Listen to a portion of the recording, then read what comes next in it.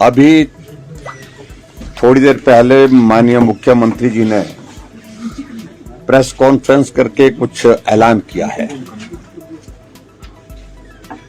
और स्वाभाविक रूप से अचानक ऐसी प्रेस कॉन्फ्रेंस बुलाना और उसमें ऐलान करना और वो भी एक बड़ा ऐलान करना। अभी 6 दिन पहले ही बजट पास हुआ है हिमाचल प्रदेश विधानसभा के अंदर। वो किस सूरत में पास किया गया है उसमें मैं ज्यादा कहना उचित नहीं समझता हूं। भारतीय जनता पार्टी के 15 विधानसभा के सदस्यों को, विधायकों को सदन से निलंबित करके उस बजट को पारित किया, क्योंकि इनके पास बहुमत उसके पारण के लिए नहीं था। और हैरान करने वाली बात यह है कि बजट पास होने के बाद 6 दिन के अंदर ही एक बहुत बड़ी अनाउंसमेंट की, जिस प्रकार से एक आदत जिसका मैं हमेशा जिक्र करता हूं पड़ गई है मुख्यमंत्री महोदय जी को झूठ बोलने की, कांग्रेस के नेताओं को झूठ बोलने की, झूठी गारंटियां दी। और जब बजट पारित हो चुका है उसके पश्चात, और वो भी 1 सप्ताह से पहले 6 दिन के अंदर इस प्रकार की घोषणा करने का औचित्य क्या है? जबकि बजट जो है साल भर के लिए किस मद के अंतर्गत कितना खर्च किया जाएगा, कितना उसमें अलॉट किया गया है, उस सारी बात का जिक्र आ चुका है बजट के सारे बजट बुक में। और आज मुख्यमंत्री जी ने जो घोषणा की है, मुझे बहुत हैरानी हुई कि हिमाचल प्रदेश में सभी महिलाओं को, अभी तो उन्होंने इस बात का भी जिक्र नहीं किया कि 15 साल से 60 साल की महिलाओं का भी जिक्र नहीं किया, शब्द इस्तेमाल जो किया है, जो मैं सुन पाया हूं, जो जानकारी मुझे प्राप्त हुई है उसके मुताबिक सभी महिलाओं को 1500 रुपए जो हमारी गारंटी का हिस्सा है अगले बजट यानी कि 1 अप्रैल के बाद मिलना शुरू हो जाएगा। इसकी उन्होंने घोषणा की, अगर मैं गलत नहीं हूं तो यही कहा है। और उसके साथ साथ उन्होंने ये भी बात कही, इससे 5 लाख महिलाएं लाभान्वित होंगी। और साथ बजट का जिक्र करते हुए कहा कि इसमें 800 करोड़ के लगभग खर्च होगा। मैं कुछ तथ्यों को आपके सामने लाना चाहता हूं मित्रों। हिमाचल प्रदेश में जो हमारा सेंसस 2011 का है उसके मुताबिक आज की तारीख में महिलाओं की संख्या अगर मानी जा रही है कुल मिलाकर के वो 38 लाख के करीब है। 38 लाख महिलाएं हिमाचल प्रदेश में वर्तमान में हैं। और 38 लाख में से अगर उनकी गारंटी के हिसाब से अगर हम जिक्र करें 18 से 60 साल की महिलाओं का, तो उनकी संख्या लगभग 22 लाख बनती है। और मुख्यमंत्री जी आज ऐलान किए हैं 5 लाख महिलाओं का। ये 5 लाख महिलाएं कैसे हैं? इसका अभिप्राय यह है कि जो सभी महिलाओं को इन्होंने 1500 रुपए देने की जो गारंटी की घोषणा की थी उनको नहीं दे रही है। हिमाचल प्रदेश में उन्हीं महिलाओं को देने की बात कह रहे हैं जिनको सामाजिक सुरक्षा पेंशन के अंतर्गत जो पेंशन मिलती है, कुछ को 1000 मिलती है, कुछ को 1150 मिलती है 60 साल से पहले की महिलाओं को। तो ये उन्हीं तक ही सीमित रखने की बात आ रही है।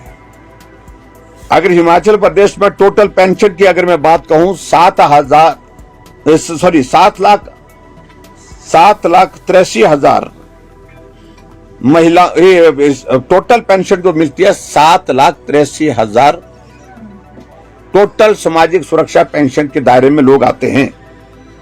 और उसमें जो महिलाओं की संख्या है वो 4,55,000 है।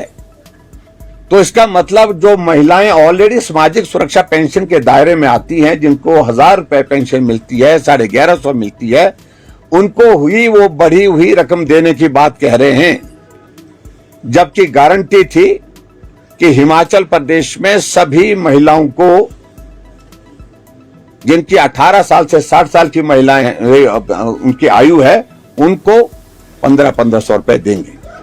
तो झूठ, एक और झूठ देखने को मिला। और दूसरी बात, बहुत दिलचस्प बात है कि इस योजना का नाम भी इंदिरा गांधी प्यारी बहना सुख सम्मान निधि योजना रखा गया है। मैं हमेशा इस बात का मैं जिक्र करता हूं, मैं मजाक भी करता हूं, मुझे किसी बात को लेकर के कुछ उनके नाम के साथ कोई परेशानी नहीं है, लेकिन मुख्यमंत्री अपना नाम बीच में जोड़ करके हर योजना का जिक्र करने की कोशिश करते हैं। मित्रों, इस प्रकार के जो हालात हैं जो हिमाचल प्रदेश में आर्थिक दृष्टि से, उसमें इस प्रकार की घोषणा करना और ठीक लोकसभा के चुनाव के आचार संहिता लगने के कुछ दिन पहले ही घोषणा करना, स्वाभाविक रूप से इसका अर्थ यही है कि कांग्रेस पार्टी, कांग्रेस सरकार और मुख्यमंत्री चुनाव की डर के कारण, चुनाव की दहशत के कारण जो है ये घोषणाएं किए जा रहे हैं, जिन घोषणाओं पर न लोगों का भरोसा है, ना महिलाओं का भरोसा है, ना प्रदेश के किसी वर्ग का भरोसा है। घोषणा एक बार नहीं अनेकों बार कर चुके हैं, लेकिन उसके बावजूद घोषणा करने में जाता क्या है। और यही इनको मालूम अच्छी तरह से कि अगर हम अगले बजट यानी कि 1 अप्रैल के बाद अगर देने की घोषणा करेंगे तो उसके बाद तुरंत जो है उस वक्त आचार संहिता लग जाएगी। आचार संहिता लग जाएगी तो हम बोलेंगे जब आचार संहिता समाप्त हो जाएगी तो उसके बाद आपको मिलना शुरू हो जाएगा। इस प्रदेश की जनता को फिर से एक बार ठगने का, गुमराह करने का, झूठ बोल करके प्रयत्न किया है मुख्यमंत्री महोदय जी ने। ये सचमुच में बहुत ही दुर्भाग्यपूर्ण है। मैं एक बात और भी कहना चाहता हूं, अगर हम इस बात का जिक्र करें 18 से 60 साल की महिलाओं का, अगर 1500 रुपए देने की अगर ईमानदारी से अगर हम बात करें तो एक महीने का खर्चा लगभग 330 करोड़ रुपए आता है। 330 करोड़ रुपए आता है अगर 22 लाख महिलाओं को आपने देना है। और एक साल के अंदर जो है वो जो अमाउंट बनता है लगभग 4000 करोड़, 3960 करोड़ का बनता है। और यहां जिक्र किया है मात्र 800 करोड़ रुपए का और 5 लाख महिलाओं का सिर्फ। इसका मतलब सीधा सा है कि गारंटी जो बोली थी उससे मुकर गए, झूठी गारंटी दी, झूठी गारंटी को इंप्लीमेंट करने की, एग्जीक्यूट करने की जब बात आई उसमें भी झूठ बोल रहे हैं। अब लोकसभा के चुनाव सामने देख करके इस प्रकार से एक बार फिर से झूठ बोल करके प्रदेश की मातृशक्ति के साथ जो व्यवहार किया जा रहा है, झूठ बोल करके उनको गुमराह करने का, ये अपमानजनक है। हम इसकी कड़ी निंदा करते हैं और मुख्यमंत्री जी को इस तरह से बार बार झूठ बोलना नहीं चाहिए। मैं एक ही बात कह रहा हूं कि बजट के अगर इस पर हम नजर मारें, इस बार सिर्फ हेल्थ सेक्टर, अगर हेल्थ सेक्टर की अगर बात कहें, पूरे स्वास्थ्य का बजट हमारा 3223 करोड़ रुपए है। और यहां जिस प्रकार की जो घोषणा की जा रही है, ये घोषणाएं सिर्फ गुमराह करने के लिए की जा रही है, इसके सिवाय इसमें कुछ भी नहीं है, कुछ भी सत्य नहीं है। और मैं यही कहूंगा कि जब हालात इस प्रकार के हिमाचल प्रदेश में बन चुके हैं, जहां किसी भी तरह से लग नहीं रहा है कि सारी चीजें स्थिर हैं, इस अस्थिरता के माहौल में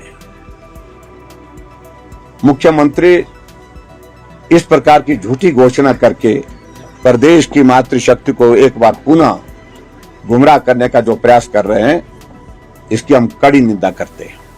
थैंक यू।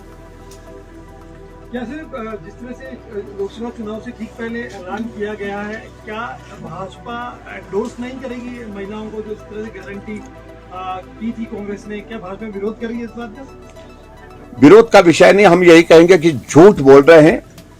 भरोसा तो कांग्रेस के ऊपर है ही नहीं। और दूसरी बात, ठीक चुनाव से पहले, विधानसभा के चुनाव से पहले भी झूठ बोला था, ठीक लोकसभा के चुनाव से पहले भी एक बार झूठ बोल करके गुमराह करने का प्रयत्न किया जा रहा है।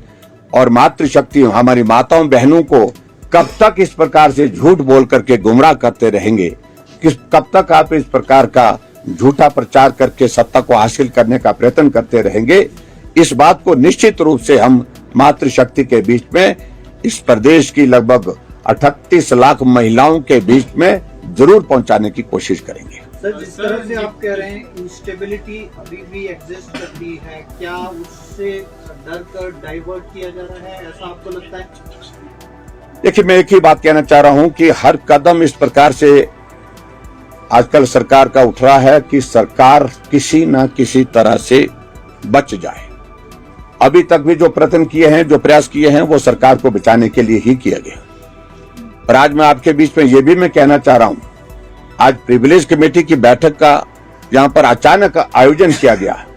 आज ही नोटिफिकेशन की गई मेंबर्स की, आज ही मीटिंग रखी गई और उस मीटिंग के अंतर्गत, उस मीटिंग में कि भारतीय जनता पार्टी के 7 विधायकों ने जो विधानसभा के अंदर जब सस्पेंशन 15 विधायकों का किया गया था, उसके बाद जब हाउस एडजॉर्न कर दिया गया था, उसके बाद कुछ आचरण को लेकर के उनको नोटिस देने की बात की गई है। मैं अच्छी तरह से समझ सकता हूं और लोग भी, पूरा देश और पूरा प्रदेश इस बात को अच्छी तरह से समझ सकता है कि सरकार जिस प्रकार के प्रयास कर रही है गलत तरीके से सत्ता को अपने इसमें रखने के लिए, उस तरह से माननीय सदस्यों को विधानसभा से उनकी सदस्यता समाप्त करना, 6 सदस्यों की, और उसके साथ और भारतीय जनता पार्टी के सदस्यों को भी ऐसी ही सजा के अंतर्गत लाया जाए, इस तरह से भी प्रयत्न किया जा रहा है, जो दुर्भाग्यपूर्ण है। और इन सारी चीजों को लेकर के हम आने वाले समय में बताएंगे। क्या प्रिविलेज कमेटी ने नोटिस जारी किया है? उन्होंने कहा है, आज तो उन्होंने इतना ही कहा कि 10 दिन के अंदर आप जवाब दीजिए, और 10 दिन का मतलब 14 तारीख तक अगली वो हियरिंग रखी है। ये सरासर गलत है। इस माननीय सदस्य, इस विधानसभा के अंदर हमने सदन में माइक तोड़ करके फेंकते हुए देखा है सदस्यों को, लेकिन तब भी इस प्रकार से जो है वो पेनल्टी, सजा देने के लिए कोई बात नहीं हुई विधानसभा के अंदर। हमने एक बार नहीं, अनेकों बार कपड़े, एक कागज जो है वो फेंकते देखा है वहां पर विधानसभा के अंदर। ऐसे एक नहीं, अनेकों उदाहरण है, पूरे देश भर में है। पूरे हिमाचल प्रदेश के विधानसभा के अंदर भी इस प्रकार के उदाहरण इस प्रकार देखने को मिले हैं आज से पहले भी, लेकिन कभी भी इस प्रकार से नहीं। यहाँ सिर्फ उनको एक ही बात लग रही है कि सरकार को कैसे बचाए रखना है, इसके लिए प्रयत्न कर रहे हैं। सर, क्या आपको लगता है it is another attempt to disqualify और उस तरफ को एक रास्ता बन रहा है? देखिए, कांग्रेस की सरकार इसी दिशा में करने की कोशिश कर रही है, लेकिन हम सारे लीगल एस्पेक्ट को भी एग्जामिन कर रहे हैं। मैं इतना ही कहना चाह रहा हूं, जो कदम वो उठा रहे हैं वो बहुत ही दुर्भाग्यपूर्ण है, और पूरा देश, पूरी दुनिया इन सारी चीजों को देख रही है, और निश्चित रूप से कोई सारी चीज को अच्छी तरह से नहीं ले रहा है, कोई इस चीज को स्वीकार नहीं कर रहा है। सर, कैबिनेट रैंक भी काफी दिए जा रहे हैं, दिनों काफी ओहदे दिए जा रहे हैं, एडवोकेट जनरल बनाए जा रहे हैं। देखिए, ऐसा है कि पिछले कुछ दिनों से हम देख रहे हैं कि प्रदेश सरकार की स्पीड बहुत तेज हो गई है, चाहे वो चेयरमैन बनाने की है, चाहे वो नॉमिनेट करने की बातें हैं, हर तरह से, चाहे वो इस प्रकार के निर्णय लेकर के भारतीय जनता पार्टी के सदस्यों की संख्या विधानसभा के अंदर कम कैसे हो सकती है ताकि सरकार बनी रहे। इन सारी चीजों के लिए जो प्रयत्न प्रयास कर रहे हैं, उनका कानूनी तौर पर हम सारी चीज नियमों के मुताबिक जवाब देंगे।